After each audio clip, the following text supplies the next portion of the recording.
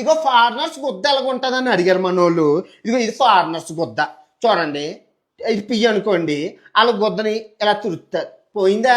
ఉంది. ఇదిగో పోయిందా? ఉంది. ఇంకెన్ని టిష్యూ పేపర్లతో తుడిచినా ఇదిగో పోయిందా? ఉంది. అలా వస్తూనే ఉంటుంది. ఈ అమ్మ నీళ్ళు మిగిలితేనే అందరూ తుడుచుకుంటారు. ఇదిగో పోయిందా? ఉంది. పోయిందా? ఉంది.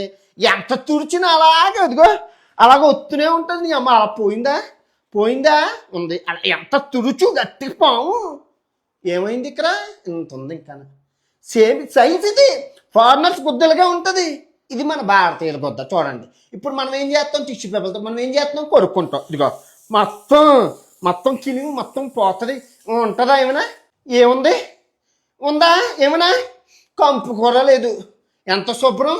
ఫారినర్స్ గుద్దకి ఎంత ఉంది పియ్య, మన గుద్దకి ఎంత ఉంది? మనకేమైనా శాసనం శూన్యం, మన దగ్గర పియ్య శూన్యం. ఫారినర్స్ గుద్ద కంపు కంపు. ఎందుకు చెప్తున్నావు సార్ అంటే ఈ మధ్య మన తెలుగు రాష్ట్రాల్లోని నీళ్ళు సేవ్ చేద్దామని చెప్పి మన వాళ్ళు టిష్యూ పేపర్లు వాడుతున్నాడు. అమ్మా టిష్యూ పేపర్లు మన గుద్దకి పనిచేయదు, ఫారినర్స్ గుద్దకే టిష్యూ పేపర్లు.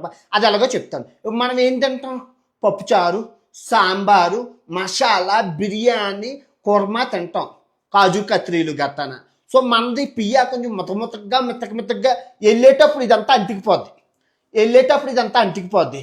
సో మనం టిష్యూ పేపర్తో తుడితే ఇదంతా అయిపోద్ది. ఫారినర్స్ తినింది ఏంటి?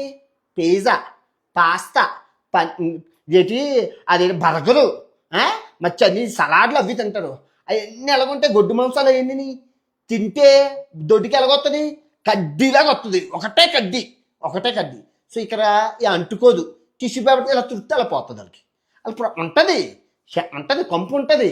కానీ టిష్యూ పేపర్లో మనకు పనిచేయదు. ఫైల్స్ అన్నీ డాక్టర్ నడకండి కావస్తాయి. మనం టిష్యూ పేపర్లు వాడకండి, దయచేసి వాడకండి. మీ గుద్దలు బాగుపడాలి అంటే నా మాట వినండి. టిష్యూ పేపర్లు కొంచెం రూపాయి 10 రూపాయలు నీళ్ళు ఎక్కడైనా తెచ్చుకుని గుద్ద కొనుక్కోండి. టిష్యూ పేపర్ వాడకండి. ఇది ఇలాంటివన్నీ నేనే చెప్పను. సైన్స్ ఇలాంటివన్నీ సిగ్గు విడిచి చెప్పేది నేనే, ఎవరు చెప్పరు మీకు. నచ్చిందా వీడియో? మీకు ఏం నచ్చిందో కింద కామెంట్ చేయండి.